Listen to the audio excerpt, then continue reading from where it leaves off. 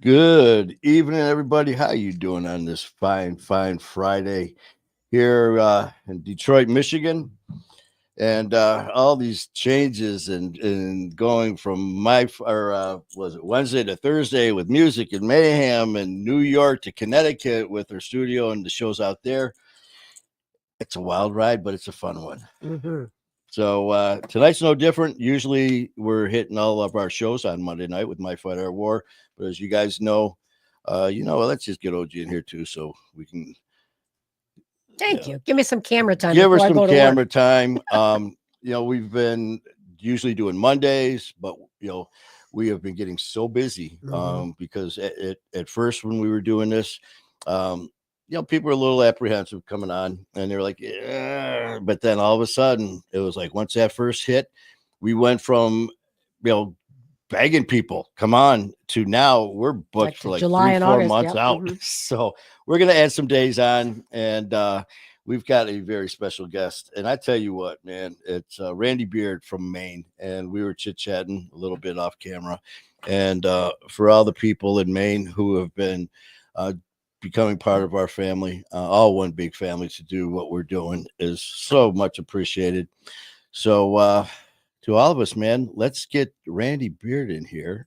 Come on. There Hey, he is. Randy. Hey, Yay, Randy. Randy. Same. Thank you for having. Oh man, our pleasure, our pleasure. Well, excuse me. You were just chit chatting a little bit about our journey into Maine, and with all the guests that you mentioned that have been on Mhm. the show with Ryan and Donald and everybody, and really appreciate you guys, spreading My Fight Our War through your community, and together we gonna kick the shit out of addiction. Yeah, That's how we recover together. There exactly. you go, brother. Well, I tell you what, OG, Little you plug got there. some work. Little We plug. got there. You go. Well, we're gonna be doing a lot. Let's get OG in there. She's there. We already got Caleb.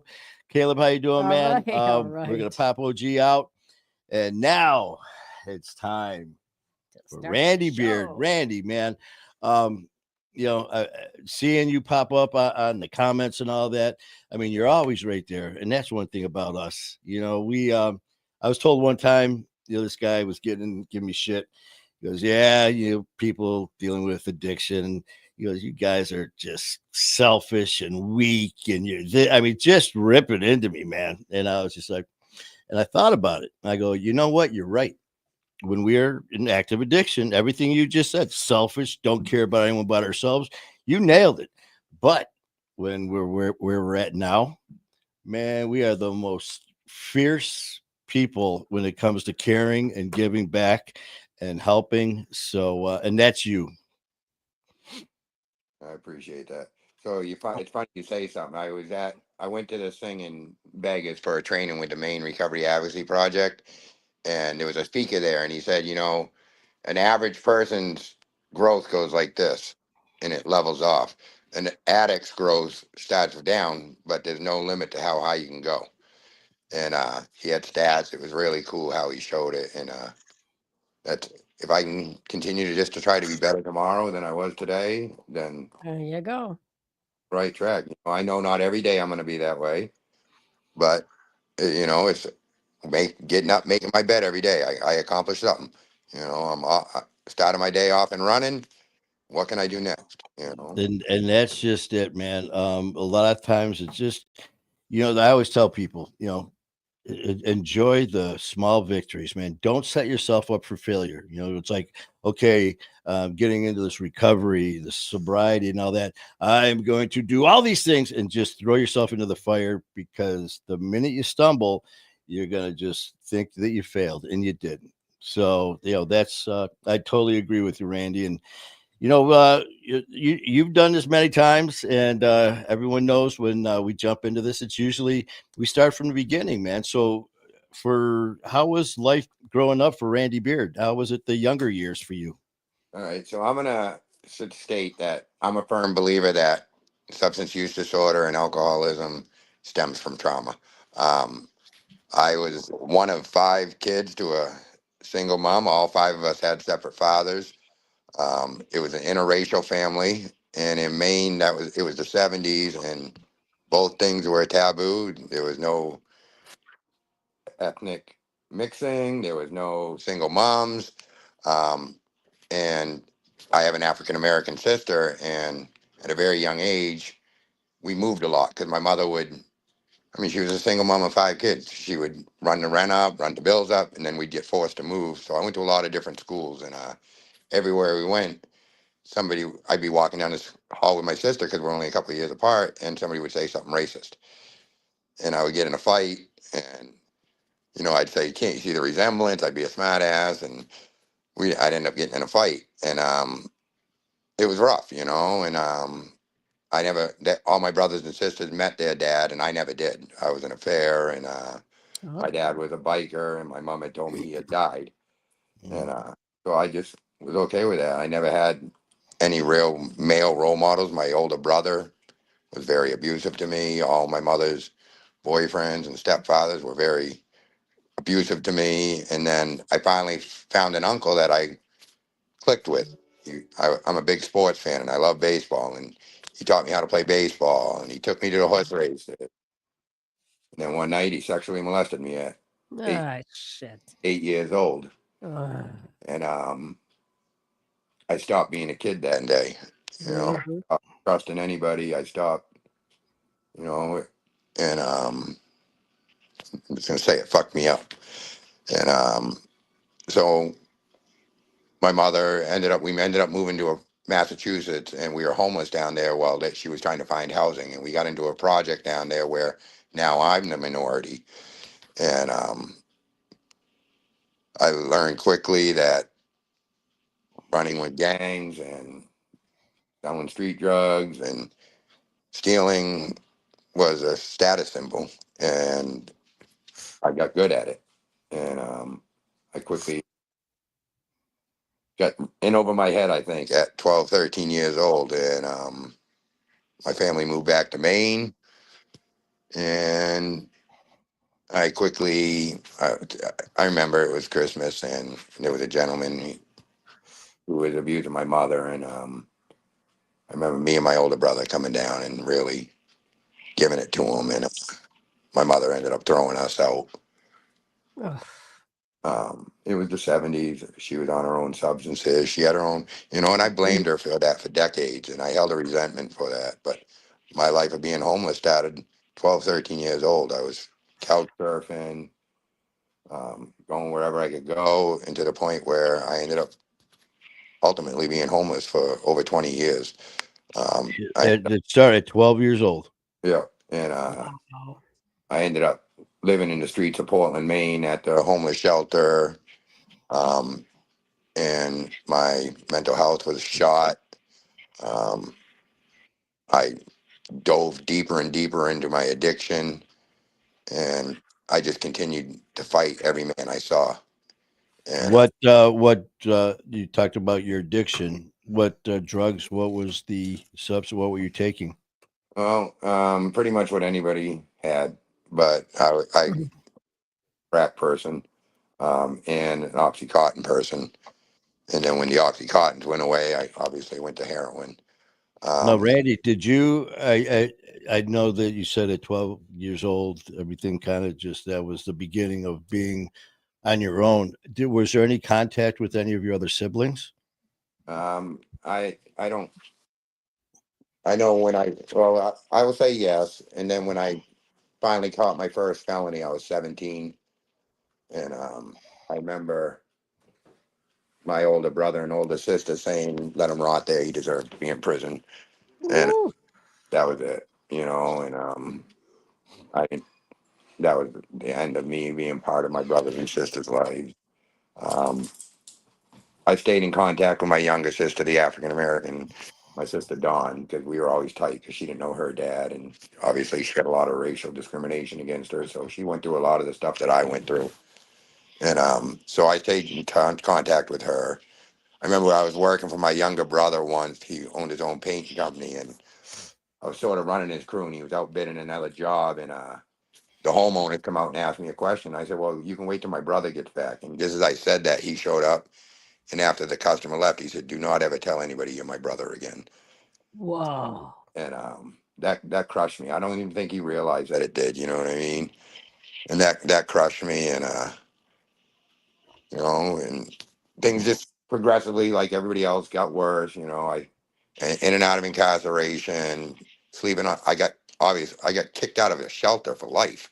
That's how bad it was. I couldn't even go to the overnight shelter because of the lifestyle I lived. So I was sleeping on the curb, sleeping in a tent.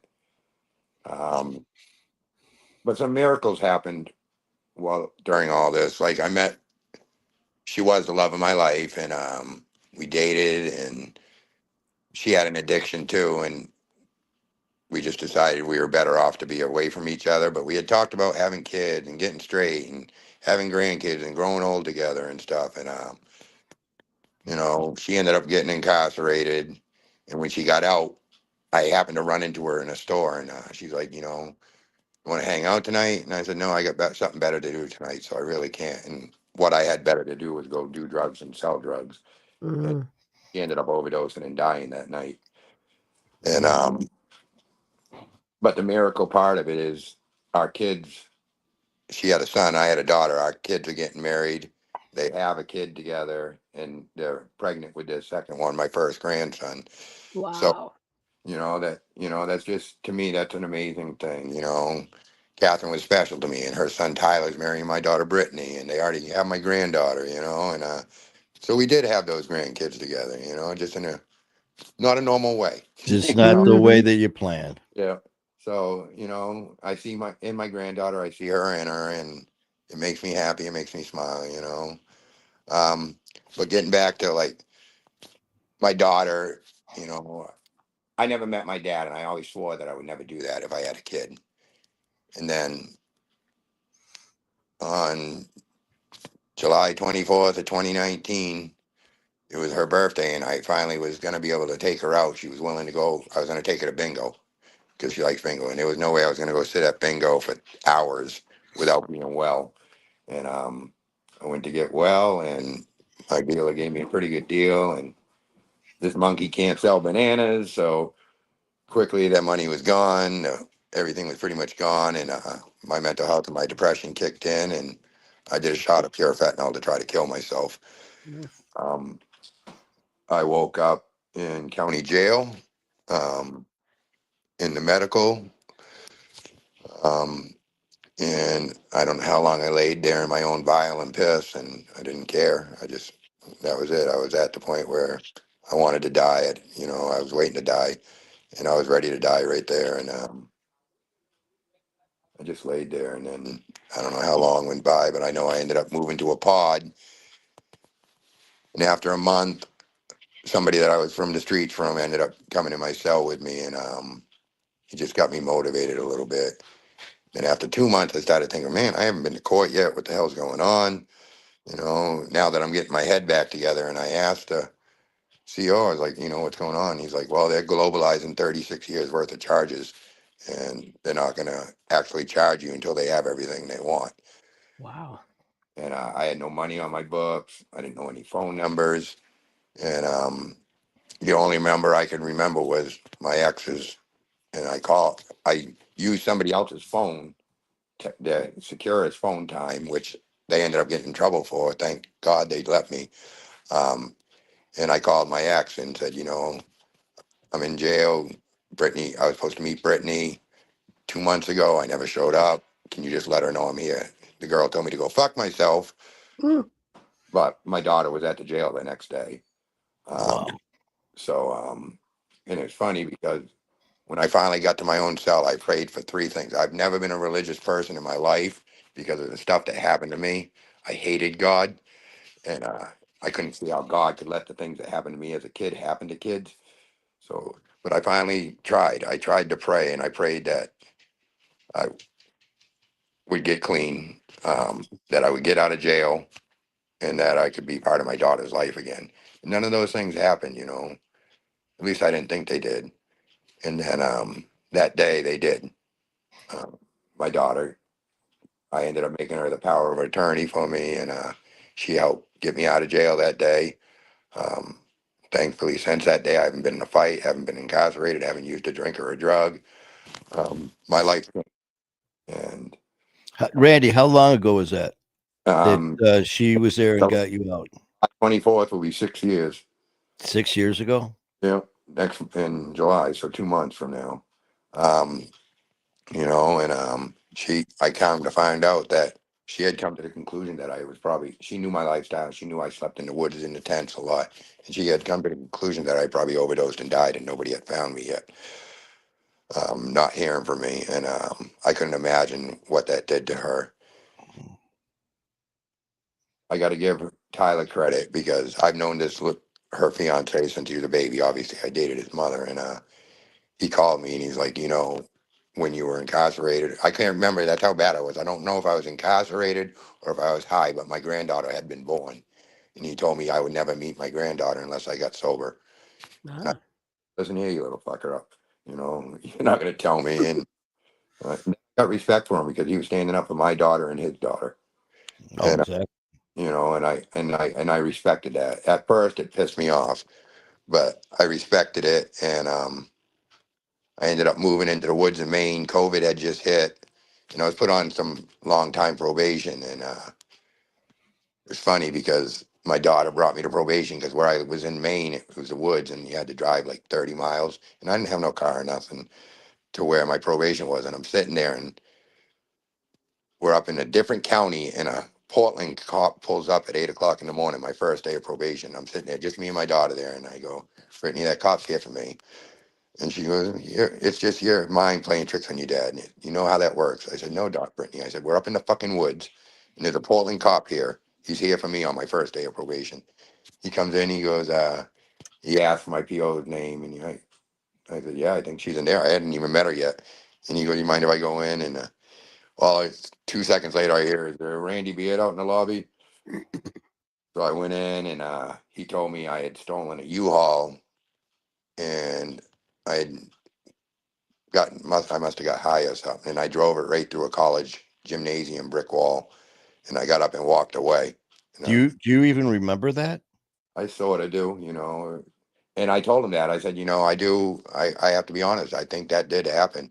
And he said, I've never seen somebody be honest about something like that. He goes, I tell you what, if you finish the probation and you do it without any issues, we'll drop that charge.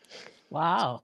Never had a cop drop anything. You know what I mean? I was like, okay. And I met the PO. I still remember her name was Catherine Fisher. She changed my life. She saved my life. The first 2 times I seen her, she said, Randy, I see something in you. I'd like to offer to pay for you to become a recovery coach. She said she'd pay for it personally out of her own pocket. And Wow. at the time, I was still thinking, whatever PO says, I'm going to do, kiss her ass. I said, yeah, whatever. And But I mean, yeah, you just said it. You didn't mean it. yeah, absolutely. And I ended up going on. It was COVID, so we were doing it on Zoom, and I'm thinking in my head, that fucking stinking thinking, telling me, you're gonna go in here. There's gonna be all these people that judge you. And I got on that first Zoom class, and it was all people just like us. And I got sent into a breakout room, and I was supposed to be a drug dealer trying to sell drugs to this girl, and this other guy that was in the room was supposed to talk her out of it. That other person was Ryan Page. Whoa. No shit. And I was a professional drug dealer, and he sat there and he talked this girl off the shelf. Like everything I had, he had an answer for. And me and him ended up exchanging phone numbers. And by the end of that week, that was the first week of February, and a couple days later, a friend of mine, Matt Harrington, overdosed and died on fentanyl laced Xanibars. Mm. And he wasn't a drug addict. He did Xanax, and he had run out, and he had bought some off the street to get him by, and it happened to be fentanyl ones, and he died, and it hit us, and we decided to have a celebration of life for him in the projects where I was from, and within 4 days, there was like four of us who set it up, and within 4 days, we had, I think, 100 names sent to us, and 600 people in this little group that we had started. And we decided to do a massive celebration of life on the ocean waterfront in Portland in the middle of March, the beginning of March, on March 6th, which is National Black Balloon Day. And to honor people who lost their life to overdose. And we had a performer come named the Real Young Swag, who's from Maine, who's in recovery. We had one tabling person. It was Courtney Allen from the Maine Recovery Advocacy Project. And we had some harm reduction outreach workers that had helped me when I was homeless and still actively using, a girl named Carrie Morissette, and me and Ryan. And within weeks, we had like 3 weeks to get ready for this. We ended up having 400 names of people to add to a memorial list, and about 100 people came out, freezing cold. We had a barbecue. We all jumped in the ocean in March in Maine. Ah, Uh, we cold. did some, and after it was all over, this lady, Courtney Allen, come up and said, I'd like you to join the Maine Recovery Advocacy Project. Your story is pretty powerful, and I want to show you how to tell it. She goes, we're going to Vegas next week, and I'd like you to go. And I said, that's probably not too smart. I like hookers, I like gambling, and I like drugs. And if you send me to Vegas, What could go wrong? yeah. And she said, it's too late. I already bought your ticket. Mm. So I ended up going to Vegas, and I met this gentleman named Ryan Hampton. He was somebody that had worked at the White House under the Clinton administration who had got addicted to Oxycontin, and he runs the National Recovery Advocacy Project. And if you know anything about the Opiate Settlement Fund, he's the one who led that. He's the one that got all the states to hundreds of millions of dollars. He wrote a book called Unsettled, and we ended up having like a bunch of breakout rooms. I learned a lot of stuff, and I learned about dealing with trauma and talking to people and just being there to listen and actually actively hearing people talk, and then at the end of it, we got to have a free concert with Macklemore, who's in Oh, recovery. wow. It was just for people in recovery, and then we got to go up to Elvis's suite. We did all this fun stuff sober, which I was just gonna say that, sober, and you remember it. I never knew how to do anything at all. Never something fun sober, and that was why when I came back to Maine, I wanted to take everything I learned there and bring it back with me. And it was going great. And then the girl Carrie that helped save my life ended up relapsing, overdosing, and dying. Uh, and that wrecked me. But I kept going. So I ended up, she opened a harm reduction place up in Lewiston in Auburn, Maine. So I ended up moving up there to try to take over what she was doing. And I went to work in harm reduction, and I got offered a job at a rehab. That's and I moved into an apartment. And I was telling you earlier, Manny, I ended up turning my apartment into a sober house, and now I work at 2 rehabs. I'm helping men instead of fighting men. I work with at least 100 men a week at the rehabs, and then 7 at my house. I'm the 8th one, you know, and then I transport people throughout. Maine's a big state, and sometimes we get people in northern Maine who need to go to southern Maine. So my group now, Recover Together, has just under 5,000 members, but there's over 400 smaller groups in my group. So I can put anything out there and say, hey, we need to transport somebody from Fort Kent, which is the Canadian border, to Sanford, or York, which is the New Hampshire border. It's like an 8-hour ride, Mm-hmm. but we get it done, and we get it done within minutes. Ryan Page. Well, we have this thing coming up. It's called the Governor's Opiate Summit. And we got asked to do a breakout room at the summit about how we do this. So this lady, Nikki Merrill, who works for the Portland Recovery Community Center, she trains people how to become recovery coaches. She goes into the prisons and teaches the lifers and the long timers how to be recovery coaches. So then they can coach people that are going to be getting out to become recovery coaches. And then they contact this guy, Lonnie Martin, who works for Better Life Partners. He'll help get them situated, get them on, whatever they need, whether it's Social Security, disability, DHS, whatever they need to get started, help them start looking for work, help them get their license, he'll start doing that stuff. Then he'll call Ryan, and Ryan will find either a sober house or a rehab for this person. And then Ryan will call me, and I'll be there waiting to pick them up at the prison or the jail to get them to where they need to go, and that's how it's working, and that, to me, that's a beautiful thing. Mm-hmm. like literally my event went from having one table and one performer and 100 people freezing outside to this year was our fifth one. And we had Benjamin Lerner, we had Kalichi, we had Mm-hmm. Swag.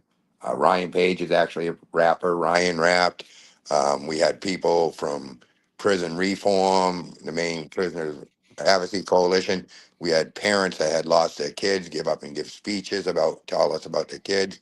Because the thing I said at that very first one when we were freezing outside was their names would never be forgotten. As long as I was alive, that I would always say their names, and every day we would get louder about it. And if you see that right there, that's a list of over 700 people from this year's memorial list. And out of the 700, I can probably tell you personal stories of over 400 of those people that I knew personally. You know, it's a they say it's an epidemic. I call it an apocalyptic event. It's killing a whole generation. You know, kids are growing up without their parents, and grandparents are having to raise kids, and it's a sad thing. And but like I said, Maine has done all this stuff. We've learned to work together. You know, there's all kinds of, what do you want to call 'em, settlement fund money out there and grants and everything. And yeah, my group's not a nonprofit, but all these other nonprofit groups, I can see them scurrying for the money. But when it comes to it, the bottom line is that the person, and that's what Maine's showing me, and it's a beautiful thing to see. Um, every year we do uh, like Climb for Recovery, Lifeline for Maine, Access Direct Recovery Network, and Recover Together. We go out and we dress up as a bunch of different Christmas characters, and we raise money just by donations. Like one year I was Cindy Lou Who, and we had to raise $1,000 for me to dress up like that. And we ended up raising $5,000, and we ended up this year that just went by, we were able to get 50 kids that lost their parents to this disease Christmas. Wow. In the last 4 years, we've helped over 200 kids have a Christmas, you know, that deserve it, that don't have no reason to smile, get to smile for a little while. Mm-hmm. Then on Easter, we have Ryan Page dresses up as the Easter Bunny, and Do we do have, you see? Do you see who's on the bottom there? I see That, Ryan can you Page, see the love you. page? I do now. Uh-huh. That's Uh-huh. And this is also from our buddy. This is from our brother Ryan. He has this for you now. Wait a minute, hold on. Randy always gets the short straw in costumes. I do. I do. We, I you was, know I- what? this year I was Randy Kane, which was really, really tight fitting candy cane costume. Okay. You know what, Rand? I just gotta stop you for a second, man. Before Awesome. we went on, me and Randy were talking off camera, and just about all the things that we do. And he goes, I really hope that what I'm doing makes a difference and is helping. My man, my brother, you are freaking incredible Mm-hmm. what you are doing. I mean, the story that we all just heard, and we're not done, but I mean, there is no hope, or maybe you are saving lives. There's comments in here already just about your story. 12 years old, the things that you had to endure all the way through. And Randy is so humble. He goes, I really hope I'm doing something to help somebody. I guess you Randy, are. from that day when Woo! your daughter, that you had that first event, how long ago is that? Did you say 6 years? Almost 6 years. In 6 years, you've accomplished all of this in 6 short years.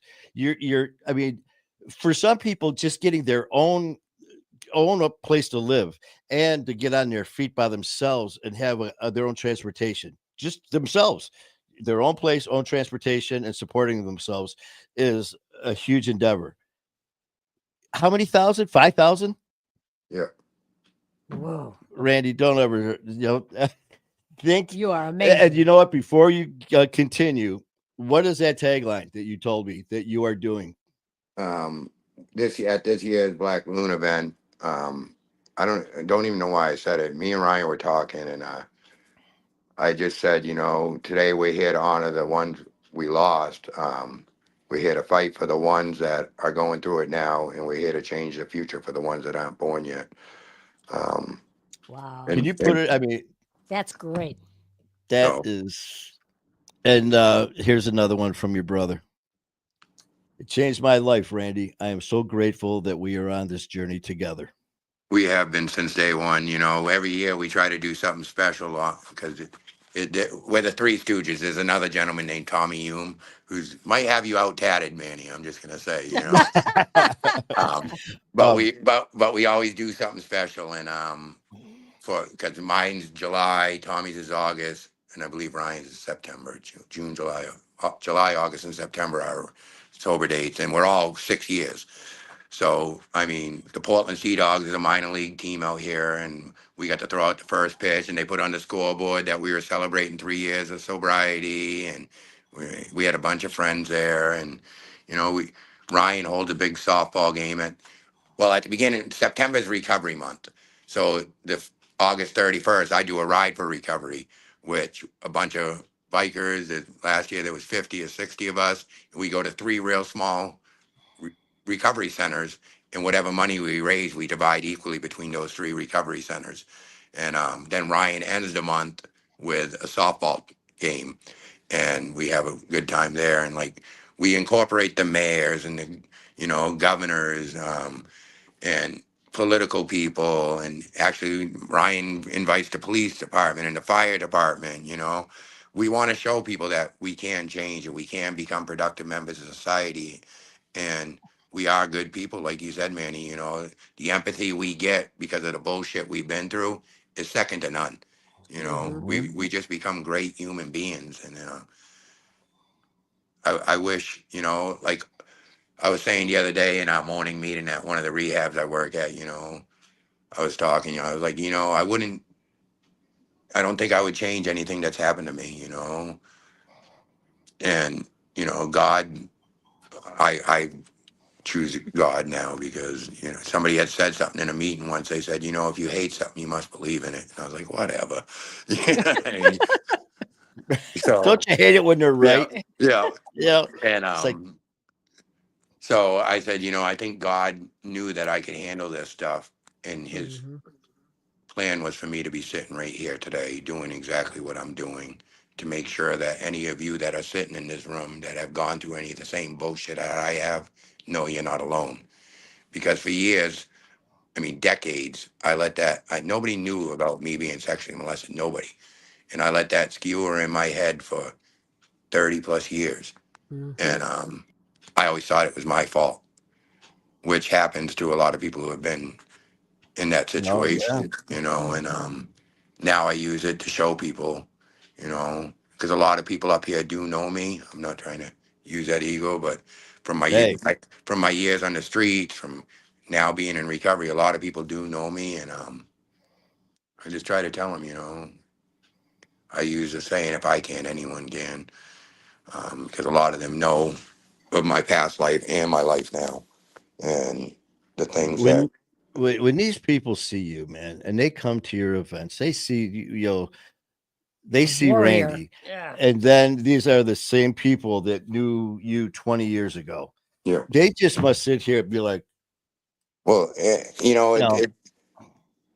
like, I guess when I had got arrested, when I had overdosed, some random guy had saved my life. And when the EMTs got there, he left. So my goal was to get even with the house. I can't ever make up for anything I've done, but if I can save one person's life, then I got even with the house. And I think that there's over 2 million people in America in recovery. If every one of us can just go with that goal of saving one person's life, we're going to make a difference. And, but the people I was homeless with, when you have mental health issues, you have substance use disorder issues, and you're homeless, that's like a triple header.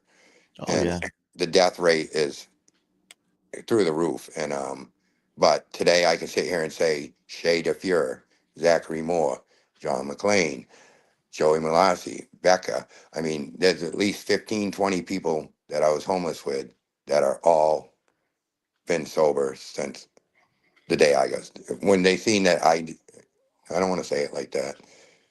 When I started getting sober, they just came along for the ride, and now they're all coming up on 3, 4, 5 years of sobriety themselves. And one of them actually lives at my sober house. You know, he's the newest one.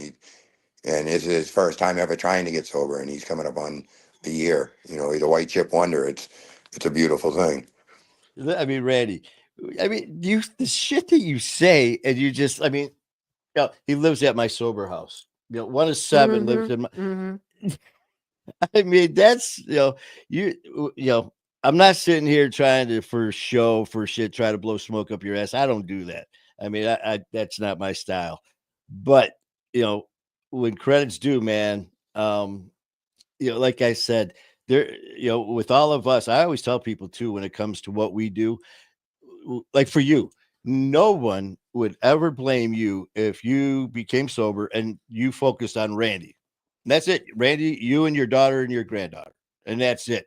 You didn't extend a hand to help anyone else because you wanted to focus on being the best you for you and your family, and that's it. But that's not your style. That's not our style. We extend that hand. But again, I just can't emphasize enough. 6 years. God bless you. 6 years sober, but all that you've accomplished in 6 years. I mean, going from the frame of the mind of the drugs, being molested, and just the trauma, the PTSD, the anxiety, everything, the addiction and mental health issues go hand in hand. And you at 12 years old, well, even before that, but then at 12, you're off into the woods living. To go through all of that, to be sitting here having this conversation at this even keel, and all that you've accomplished and all that you're doing and your stats and the programs, you are freaking amazing, man. And as well as Ryan and Donald and everyone else is part of this. And it just goes to show you what we said, man. We are unstoppable. I mean, we absolutely are, man. So please, you know what? Carry on. I mean, continue. Let's go. I'm just gonna say that was like one of the biggest God moments I ever had. I almost want to cry. Like I said, I cry all the time, man. The girl that helped save me, his name was Carrie Morissette, and when she passed away, I made a hashtag and it stuck, and it was carry on. Ah, nice. And you carry on. Yeah, and you just said that, and it was like, man. But so another thing I did, like, I ended up graduating while I was incarcerated from high school, and I ended up going back to college. Well, I went to college for the first time at 48 years old, and I ended up taking some pretty good classes, and I got to be the guinea pig for those people that you and I were talking about, those people that are who don't have their lived experience, who want to give an effort and help.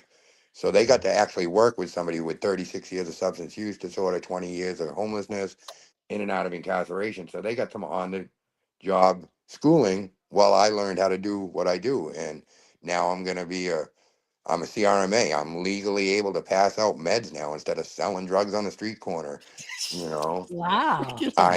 I'm well, right now I'm a AC alcohol and ADCA, an alcohol and drug counselor aide, and I'm just waiting to take my actual test to become a certified alcohol and drug counselor. Which this shit's unbelievable. I couldn't fathom. I use another saying. I'm a lot on sayings and puns, and one of my other sayings was, before I was waiting to die, now I'm trying to learn how to live. Because I never knew how to live. I'm still that 12-year-old boy sometimes who just don't know right from wrong, and I have to make mistakes along the way to learn. We don't learn when we're right. We learn when we're wrong. And if I can continue to try to learn something and grow and never get stagnant, and that's what I've done in that coming up on 6 years, like every day, and I'm sticking to it. And like for me, I'm a believer in all forms and pathways of recovery. Whatever works for you, do it. I personally go to meetings, and doing that and helping others. helping others is huge for me. The 12th step, there's a saying that I heard that said, there was an addict stuck in a hole, and a doctor come up and said, hey, I got some meds, they might help you. So he gave him some meds. The addict was still in the hole. Then a priest come on and said, hey, can I pray with you? So he prayed for him, but the addict was still in the hole. Then a clinician came and said, hey, would you like to talk? They talked, but he was still stuck in the hole. Then an addict came and jumped in the hole with him. And the guy said, why would you do that? He said, follow me, I know the way out. Whoa. Damn, Yeah. man. Woo. Been So- here, been there, follow. And that's what we're doing. Yeah. That's what we are all doing. And that's what we talked about earlier. All the people who go to college to take these courses who have never done drugs, never experienced being drunk, high, anything, but just have that capacity in their heart that they want to help people. Maybe they had a family member, but they still don't have that personal experience. God bless them, man. But for us, I mean, just like when I started my fighter war, I said, listen, I don't have any degrees. I'm one of you. I'm one of you. And just that's it. I mean, the comments, the people here, do you I mean, there was one here when you made that comment, Carry on. hashtag carry on. Yeah. Do you know Shauna. Shauna? I've known Shauna about 40 years. Well, Shauna, she I can't remember what was being said, but it was actually something amazing about you because Shauna said he sure is. It's probably what I was saying, all these things about what you're doing, the amazing things and all that. So I'm sure that's what it was, Shauna, and he definitely is. And I was just looking for more of the people on here as well. I mean, the impact that you are making, not only in Maine, man, but around the world in such a short time is so powerful. I mean, this, what you're doing, you and Ryan and Shauna. Oh, and we got someone else. Hold on a minute. Mandy Briers. Mandy, you are rocking recovery, Randy. I'm so proud of you. Well, thank you, Andy. I don't know that one. Well, I tell Mandy, you what, okay. Well, Mandy, that's okay. She's part of the family. You That's have okay. a lot of A lot of good after words the there, show's over, you're gonna have to go through here because I will. you have I'll personally answer. I'll personally. Lots of love coming at you. Well, that's what we got to have. We got. I and never knew how to be Ryan, loved. yeah, Ryan, he always gets the short straw in the costumes. That was Ryan.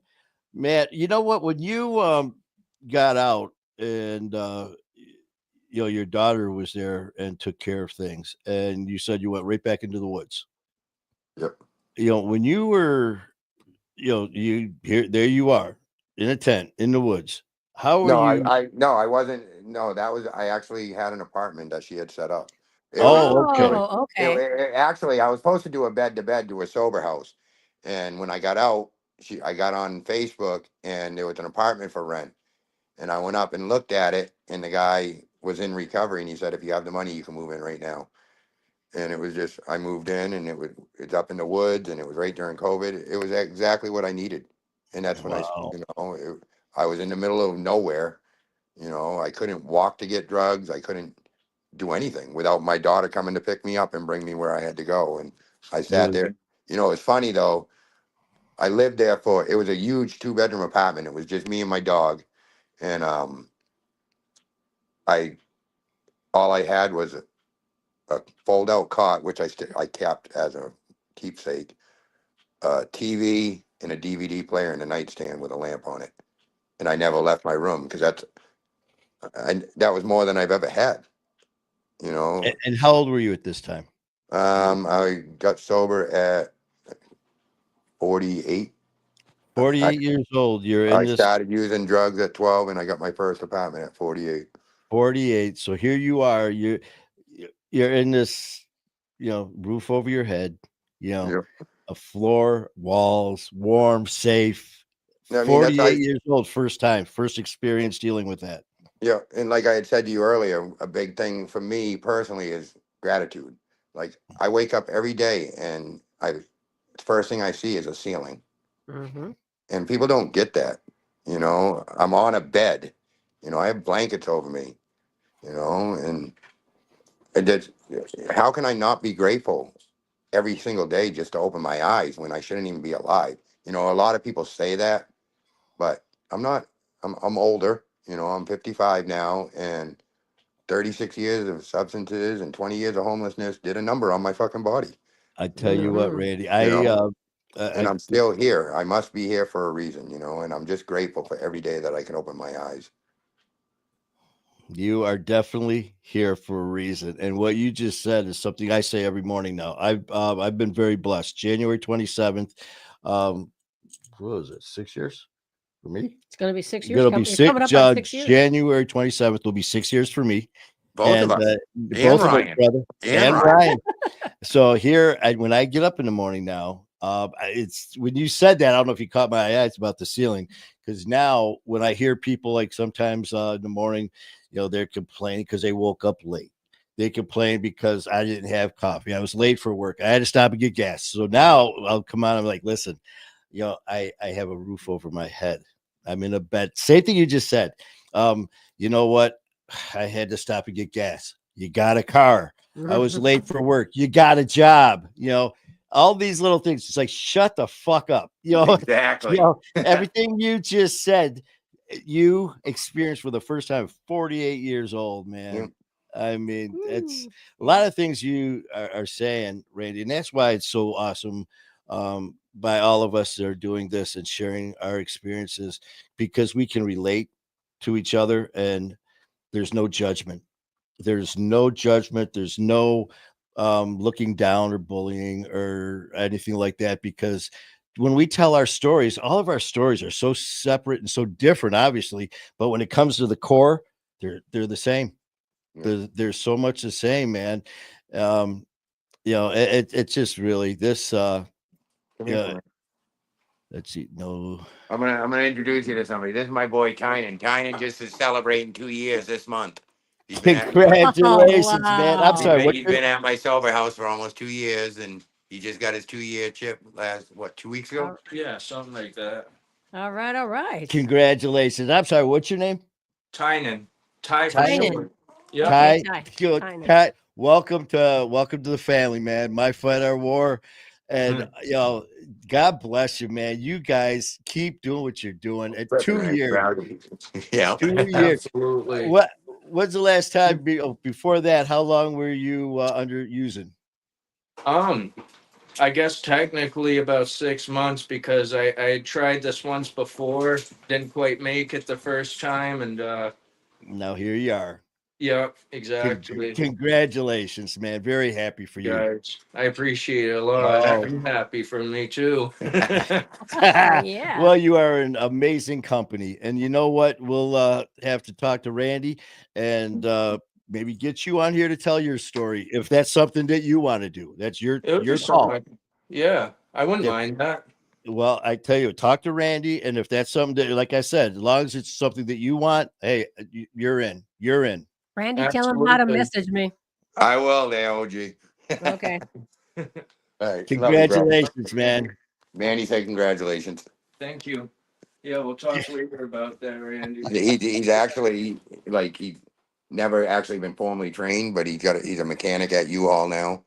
You know, I mean, you know he was living in his car, and what was the story? He blew his tire or something, Yeah. and somebody in recovery went and bought him a brand new tire, and helped him get his car going.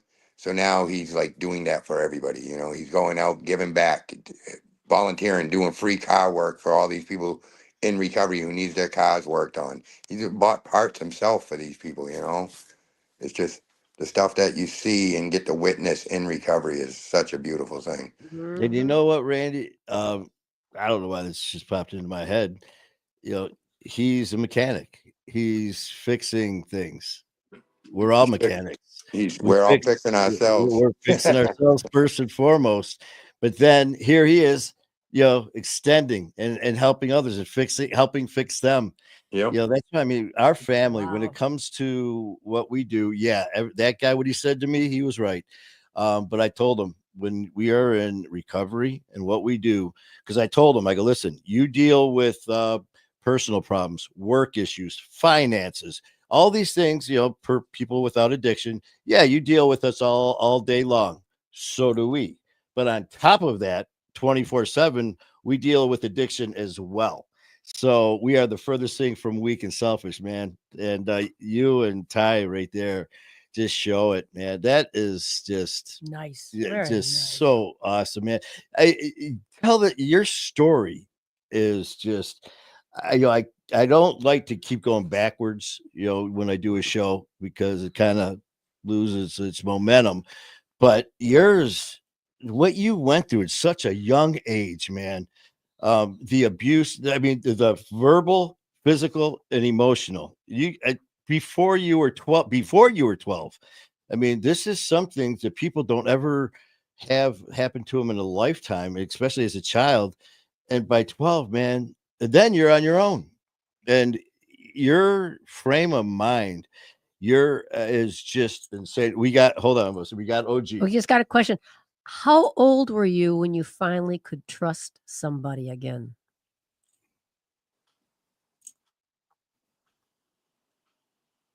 He'll let you know when he gets there. No. Well, you I'm might. doing I would That's a hard say question. probably a couple years ago. Okay. And I attribute that to like my first 3 or 4 years of sobriety. I white knuckled it, they call it. Mm-hmm. Mhm. I finally got a sponsor, and my sponsor actually has less sobriety than me, but he just, you hear stuff and you just relate to him. And when I finally did do a thorough four step and got rid of all that baggage, and I still, the steps tell you to forgive. I'll be honest, I'll never forgive my uncle that molested me. Mm-hmm. I can't, but I also look at it now, like I said, um, it was because God knew I was strong enough to help somebody else who's going through that. I can't forgive him, but I can use that as a power to help somebody else. And Okay. I think when I finally did that thorough four step about 2 years ago, is when I talked to my sponsor Mark and told him these things and let all this bullshit out. And I actually, I want to tell you something else after though, and I think that I started trusting Mark, and that helped me trust other people because I trusted him with my story. Mm-hmm. So I learned a big thing that I try to teach guys now is life's going to happen. We got to take life on life's terms. And 2 years ago now, I think it is, um, I got a call from my daughter. Well, I was at my best friend's daughter's celebration of life. She had she had mental health issues, and she wasn't supposed to live long anyways, but she ended up passing away. And Mm-hmm. I was at her celebration of life, and I got a phone call.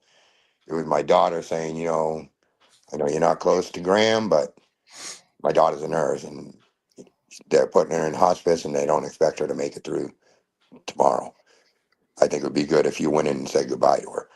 So then I said, okay, and I hung up the phone. I got another phone call, and it was a friend of mine calling me, telling me that somebody I just met that morning that I grew up with, Bobby Pizant, who I had just filled his gas tank up because he didn't have enough money to get the gas to get to work. After he left me, after he gave me a hug, he drove down the street, got in a head-on collision, and died. Oh. I got off the phone, and the phone rang again, and a coworker named Kim Brady Cabral, who worked at the harm reduction place with me, died of pneumonia. And so I was at a celebration of life, and within 5 minutes, I find out that 3 people lost their life, and well, 2 did, and my mother wasn't going Mm-hmm. to make it through the Mm-hmm. night. But I didn't have to drink a drug. And I went the next morning to go say goodbyes to my mother, and my I was the first one there, and I was calling my daughter. I was like, Brittany, I really ain't gonna feel comfortable with my brothers and sisters showing up. What if I get in a fight with my brother? What if what if they don't want me there? This ain't gonna go over good, because I told you how it was. And my mind started getting that stinking thinking, like the case of the Mm-hmm. fuckers. And Mm-hmm. Brittany, and I looked, and there was nobody there. So I went to go in, and I didn't know the woman, you know, she had aged like drastically, and I just she for all part was dead, and I just held her hand and I said, "Ma, it's Booper." It was a nickname she called me when I was little, and I felt her squeeze my hand, and I think it she died right then. She died right then, and I think Wow. I gave her the I think I let her go in peace by me going in there, Mm-hmm. and then Without a doubt. and then it healed me so much being there that when I left there, my brothers and sisters showed up, and every one of them hugged me, loved me. They're all part of my family. And then I finally get to be back in my big brother's life, and 2 weeks later, he died in a car accident. Oh, Good Um, God, man. and but his wife and kids let me speak at his celebration of life. wow. Randy, Um, did you just say that you're back in I with am. all your Yep. siblings? Yep. I They am. must be so freaking proud of you. And Um, you know, it was funny because like my older sister Kelly, she was always the protector of me, you know, like, and I remember that like when my older brother would beat me or somebody would hit me, she would always stand up for me. And she's a professional bowler, and I love bowling. I since I got sober, I started bowling, and now I'm actually a really good bowler. So we actually have some really fun competitions and stuff like that. And you know, and she said, you know, even when I was at my worst, they still paid attention to me to make sure I was alive and doing all right. And that she sees what I do in recovery now, and that my mother had Alzheimer's and dementia. And I guess that was one of my biggest regrets, that she never got to see me sober. But my sister said she did. And she just couldn't remember because she had Alzheimer's and dementia. But she did know I was sober. So that made me feel good. My sister telling me that. Okay. And then I got well, to meet my hundreds of nieces and nephews, and found out my father had not really passed away when my daughter did a DNA thing on me. Um, so I went to try to find him, and then he had passed away like a year before the DNA thing. But I found out I got 13 other brothers and sisters all over the United States. Haven't met any of them yet. I've talked to a few of them, you know, but you know, just jeez. now that I'm I guess conscious and open minded and not inebriated, I can see Mm-hmm. things. Like I watched a spider make a spider web one day, and it was the most beautiful thing I've ever seen in my life. Sit there Mm-hmm. and watch a spider Actually, make it a really spider. is too. You know, I I was like, mean, wow, this spider is fucking moving, dude. But it was so cool. You know, I well, slowed down and I'm enjoying the journey. You you know, and and you know, Randy, that's sometimes when I do lives just whenever, and so I don't even know when I'm gonna do them. And some of the times will be when I'm visiting my dad at the cemetery, and it's just like, you know what? Because we do these shows, and sometimes sometimes I mean they're very intense, and sometimes upsetting and all that. But I don't want my fight or war. I don't want this to ever be a cookie cutter show, man. We're gonna have stories like this, but then I'm gonna come out. We're just gonna laugh about silly, stupid shit. Why? Because we can and we remember. Because I remember I was just like, you know what? If I'm doing something and it really brings me joy, I want to share it. I want to yeah, share it. And I'm like, I'm just sitting here right now, and I'm leaning against a tree, and I was going live, and I said, I could feel the sun just on my face, and the sound of the wind in the trees, the birds chirping. There were some kids, little things that are. So what? I hear kids giggling with their parents. I heard birds chirping, and it was just like the most beautiful sound and moment. And but before we go any further, man, and this is for you, brother. Randy Beard has saved hundreds of lives. The passion and drive, the compassion and love for all humans, non judgmental. It could take days to tell you all the reasons that make Randy Beard one of the most incredible humans I know. Jody. Jody May I'm a, Jody Newcomb. May Newcomb. so Jody's been with our group for a long time, and Uh-huh. her once somebody I was homeless with ended up missing. And sadly, when somebody's ended up missing who's homeless, it's usually because they passed away and nobody can find them. Um, so Jody, my friend Shay DeFure, a whole bunch of us organized a search party because the police department and everybody gave up on the search party. And that's when I really got close with Jody. And we helped find Terry and let his family have the closure they needed. You know, that was a big day. You know, it was an emotional day, but it was an important thing to do to let that family get closure on that Mhm. situation. Mhm. And then another thing I just remembered was, remember I told you I couldn't make a phone call while I was in jail? Mhm. Yep. So the group I had joined, which at the time was the Maine Recovery Advocacy Project, because now it's the Maine Recovery Action Project. Courtney Allen, who's the head of it, her son named Wyatt, they came up with what's called the Wyatt Law, where everybody in Maine gets a free 5-minute phone call every week now. I help fight for that. You know, so now people won't be in that situation. People won't be in the situation where they can't contact their daughter for 2 months because Mhm. for that reason. We also fought for what's called the Good Sam for Maine, which is the strongest Good Samaritan law in the United States now. Me and Ryan got to go fight for that and speak in front of Congress and stuff. And you know, now if you're at a scene of an overdose and you're rendering aid, you will not get arrested if you call 911 in Maine unless you have charges against a child, um, a woman, or like serious murder and stuff like that. But Mhm. if you're actively using, or if you got drugs on you, if you're on parole or if you're on probation, you will not be arrested because bottom line, it's about saving a life. Saving a life.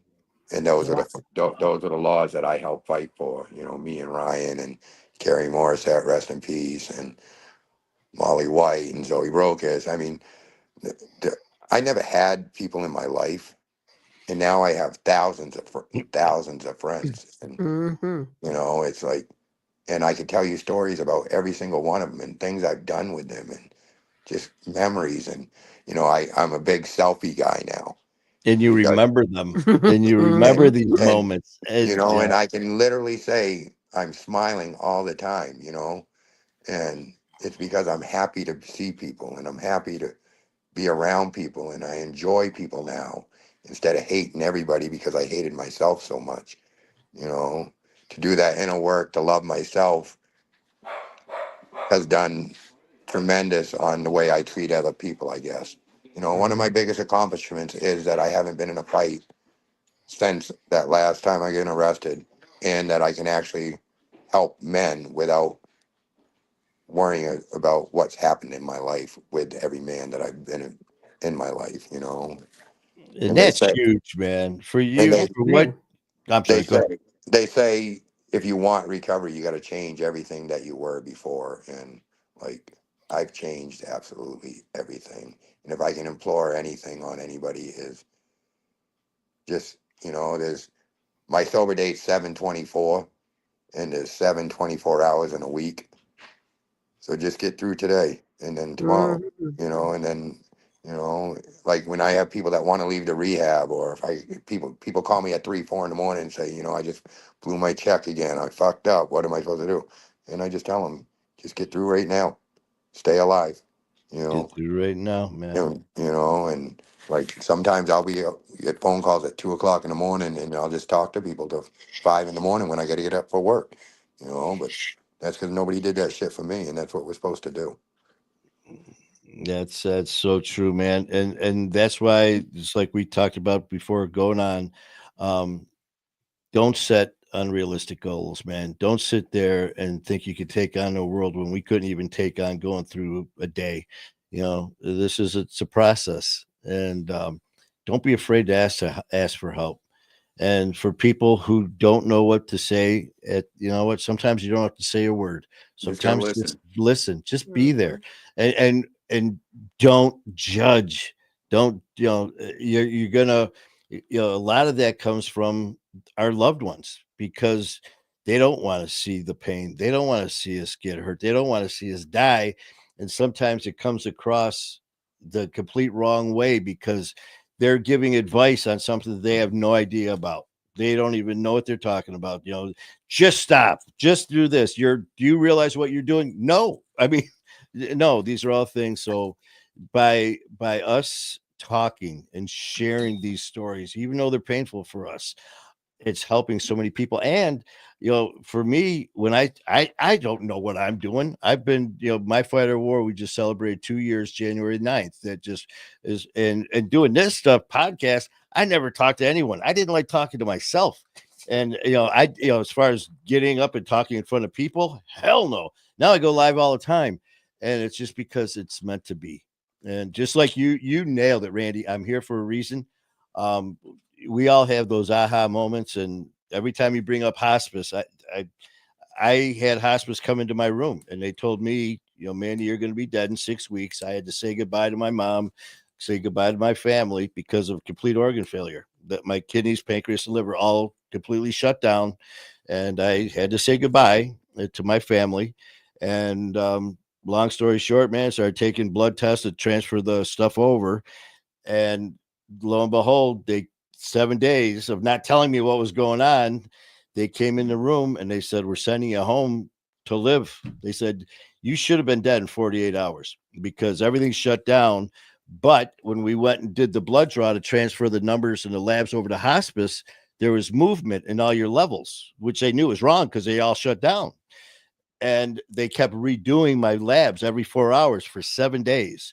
And on the 7th day, all these specialists kept coming in throughout the week. They were telling them about this guy who's still alive. And here I am. And Awesome. it's a big guy upstairs. So every time you say that, we're here for a reason. Just like me and you, we're meant to be sitting right here having this conversation. Right now. Exactly. Yeah. I really, that's about the extent of my story, I guess. No, I doubt that. I really doubt You know, that. I mean, we haven't even scratched the surface, my no, man. I don't like talking about the shipwreck. You know what I mean? I like to talk No. about, Well, what do you like have coming up? Ryan says, Ryan always says, from dope dealer to hope dealer. There you You know, Hey, go. we have Perfect. someone very and close to me in Connecticut. That's what they have on their hoodies. Hope dealer. and Hashtag hope that's dealer. what Ryan's license plate is. Yeah. But I will say, this year we're working on I just started getting ready to start working on our ride to recovery, which we're going to go to 3 smaller recovery centers. And we're already working on the Black Balloon Day for March. And I already know Kalishi's coming again. I know Benjamin Learn is coming again. Skylar and his wife are coming. I would love to see you guys come up. You know, Maine's a beautiful state. We're going to have it in southern Maine this year. We don't know. Ryan's trying to get it in York County because Maine is a big state. So we try to go to different locations every year. So the entire state gets to be part of this. Um, if we can't get it in York County, we'll probably go to Portland, which is the largest city. And, you know, every year it started, we had 100 people one year, 200 people, then 300 people. Then last year we had probably close to 750, you know. So we're hoping for over 1,000 people this year, and it's all free. We had to, like, we had different levels of sponsorship, and we had 40 tables, and these organizations donated thousands of dollars. And because of it, like, we ended up donating it to Ryan's group because I'm not a nonprofit. Ryan's is. We ended up donating it to Access Direct so they could place people into sober houses, help pay for transportation, help get people what they need, um, and that's an amazing thing, and we had to turn away sponsors because so many people wanted to come to this event, and Isn't that amazing? it just wasn't big enough. And but there's so many organizations and groups in Maine that want to make a difference. It's absolutely amazing. And that's what I wanted to really get across today was that the way we are doing it, I hope other states can incorporate that and work as one, knowing that bottom line, who cares about the dollar? It's about the person. Oh So man, with Randy, when I'm sorry, you said the Black Balloon. What March 7th. It's March going to be 7th? March 7th because the 6th is a Friday night, and the event usually goes about, this year it went like 6 hours. In what So city? it's either going to be in York County, which is either Biddeford or Saco. If not, it's going to be in Portland. Well, I tell you what, we got to check at the schedule and all that. But I tell you what, Randy, if we can, if this is open, we would love to be part of it. And Absolutely love I to. think you would be impressed. I mean, if you show up, I could have you Oh, speak. You know, like I said, Skylar and his wife are performing. Kalichi was so overwhelmed by the situation of the event. He usually just goes and performs. Kalichi shared his story. He's like, "This is like the most beautiful recovery event I've ever seen in my life." He goes, "I don't ever tell my story, but I'm gonna today." well, Ben, actually, me, Skylar, Benjamin Lerner, we're in August. We're all going to Connecticut for that Brian Cody Brothers and Brian, Sister yep, event. yep, Yeah, with Coach Morrissey. So we're all yep. going to be there in August. Benjamin's come up the last 2 years, and He's amazing. he's I mean, amazing. His story's great. And just a very humble, highly intelligent, and it just shows that addiction oh, don't discriminate because I mean his great grandfather or whatever wrote the Star Spangled Banner. You know what I mean? You know what I I mean, mean? the stories that we hear. I mean, okay, you got that upbringing Yeah, to yours. yeah, Yeah, that's what I really. mean. I mean, and Wow. I got to ask you about this. Jody just popped this up. So if we do come there in March, Polar Dip, Manny Vitale, ask Randy Beard. No way. Uh, Come on. so I'm No. pretty sure I know what that means. That means Jumping it's in. it's the bipolar dip because we're not all there. I love it. Oh, Okay, good. Jody, let's see. That sounds like a challenge. It is. So, I'll send you the video of me running out like a girl screaming. what are you wearing? Hey, Brian said, were you in costume? No, but some people for that I don't dress up. Some people do dress up though. I'm going to dress up as someone in a wetsuit. But Jody, thank you very much. And seriously, man, we are going to look into it. I'm not allowed to do anything as far as scheduling because I always screw it up. Just know the invitation's there. That means everything. And you ain't gonna eat the seafood if you come up here. Oh my God, see food. That's the thing. I'm going to Athens, Alabama in about a week and a half or so for our sister Lori for her addiction eviction. And everyone knows me. I eat. I love food, man. And she's like, "Oh, we got some Southern cooking for you." I go, "Did you hear the part where I just said I put on 28 pounds or 26 pounds?" But man, when I got arrested, I think I was 108 or 118 pounds. I'm 6'1". Oh, You know what I mean? 6'1", and I'm sorry, Randy. How much? 100 and 108 or 118. I thought I looked good. I thought I looked good. I was Skeletor. I was tore the fuck up, but it was all bones. What are you at now? 180. That's better. 108 That's better. pounds. Yep. Good God, And man. like I said, just the healthiest I've ever been since I was probably 13, 14 years old, but I do know that my better years are gone. I'm a realist, and I've had those talks with my daughters, letting her know that my addiction and my lifestyles took a lot of years off my life. And, we've worked on and we've talked, and she's my best friend now, and it's just amazing that she, I beat myself up because I did what my father did to me. But my father never knew I was born, and I didn't know that. You know what I mean?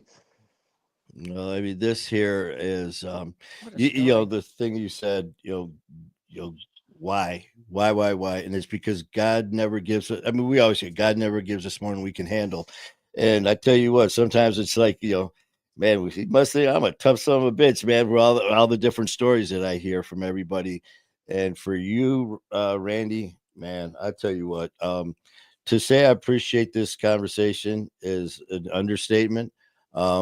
You are definitely. I'm so honored that you're part of this family with us. I'm so honored that you came on and shared your story with us. I always tell people, man, at My Fight Our War, we're a family. We don't judge. It's the no stigma, man. You come here, you're in a safe place. No matter what you say, you're going to be treated with love and respect, no matter what. And you're a testament to that, man. And Those are the only rules we have to join Recover Together. No Mm. judgment, no hate, and we're all a family. Yeah, yeah. And like I said with us, we all got different names of our organizations, but we're just one big family. We just Yeah. have extended family with different names. And do you have anything coming up right now? Or you know what, even more so, where can people find you? What platforms or sites or anything like that that you would like to promote? So all I really use is Facebook. I use Just to your personal page? Recover Together. Yeah, but it's Recover spelled with Together? the number two. I don't know if I can actually. I don't That's know if I okay. can do. They can find you by there you typing it go. right. Oh, there you go. Good. I don't know if Is you. that like a phoenix? Yep, that's my logo. Recover Together, the number 2. Yeah, and it's on Okay. Facebook. And the only rules to the group is that it's a private group. What happens gets set in the group, stays in the group, Stay and there's no hate. And if you don't like something, just scroll past it. And all pathways of recovery are open. That's the only. You know, that's it. And I can literally count. And we're not even 5 years old yet. I think we're like 4.5 years old, and we got almost 5,000 people, and I can literally count maybe 2 instances where I had to ask people not to make comments like that. And Yeah. there's been hundreds of thousands of comments, and Good. That's good. it's just a beautiful thing. And I can honestly say I'm proud of it, and I've never been proud of anything in my life. Well, you have so much to be proud of now, man. And I tell you what, I really hope that you're as proud of yourself as we all are of you and for you. And every time you look in that mirror, man, look at that champion looking back, because I swear, Randy, Yep. your story is absolutely, it's gut wrenching and inspiring and everything all rolled into one. You got your pooch there? Yeah. Right. Hey, he's the only one been with me since I've been sober. I tell you, this one thing with our show, I've got Susie the Wonder Dog here, and also when me and Skylar go on, we got Pound Cake. Pound So cake, we yeah. are, I've seen great. him. I've seen him. Yeah. Uh-huh. So we are family friendly, no matter if it's a fur baby or what. So, Yeah, exactly. but He saved my life more than once. He's got me through some hard days. oh man, well, as Jody said in her comment about you, you've made such a big difference in so many lives. You made a big difference in mine, and really look forward to and I always tell the guests the same thing. This is not a one and done. This isn't come on, do the show, and okay, nice meeting you. Bye. No, this is family. I mean, we Oh, yeah, stay you'll in see touch. me in the comments. Yeah, You'll see and me in not the only that, comments. but and like I said, with me, I go on that's when I'm with my schedule now, not Hey. as much. But you know what? If you've got something going on, hit me up, hit up OG. We will help promote it. Anything you need, man. We're Ryan, if he anything, reach out. We'll be happy to help promote something for you. Awesome. I appreciate that. And I really appreciate you guys welcoming me onto the show. And like I said, using your platform to get this across is one of the most important things to me, because people just need to see that. Yes, they do. They do. Well, I tell you, Randy, you're making such a big difference in this world, and God bless you, man. And I really look forward to talking to you again soon, and we'll be in touch, and we will definitely be looking into March. And if we can make it happen, we will be there. Yep. And here's Jody, our last comment. Let's see. Hope to meet you. Memorial Mariners, a black balloon rally, and the bipolar dip. too. Oh, yeah. She's not going to get off that now. Jody, thank you so Oh, much for your yeah. kind words, man. And for anyone in your organization, anyone that would like to, share anything as well, just like Randy did. So, Jody, whoever it may be, man, thank you for your love, your support, and positivity. If you'd like to come on, share your story as well, reach out to OG, and let us know, man, because we're all one family here. Mhm. So thank you, Jody. Really appreciate you, man. And Well, thank you. Thank you, OG. I really appreciate it. Yeah. all right, Glad my to man. have you on board. Have a great rest of your night, and we will be talking soon. Absolutely, my friend. And keep going, brother. All right. Love you, Randy. Love you, Bye-bye bro. now. Bye. Bye-bye. Where do I don't even know where Woo. to start, man. It hit me when he had said that when he was 8 years old was the last time he stopped trusting people when he was 8. And that's why I wanted to ask him, because that's tough. That's tough That's for anyone to tough. not trust, but at that age, Oof. it's all you Because have it's is a person trust that as he a really, child. it was his uncle, right? And he Um, trusted him, he liked him, he was helping him, and then he molested him. Well, Oh yeah, my God. that's And then, of course, he thought it was his fault. No. oh yeah. I mean, you use these things. This was, man. You know what, Randy is an incredible Mhm. individual. For He's come through a lot. for those that are still watching, I always talk to the guests beforehand, and me and Randy talked, and it's just amazing, the stories and stuff like that. So man, thank you guys so much for joining us, and thank you for the amazing comments. And like I said, we really hope that we can make this happen, and see you guys in Maine. And Jody, keep doing what you're doing, man. And thank you so much for everything. So you guys, love you, man. And until next time, keep fighting a good fight. Good night.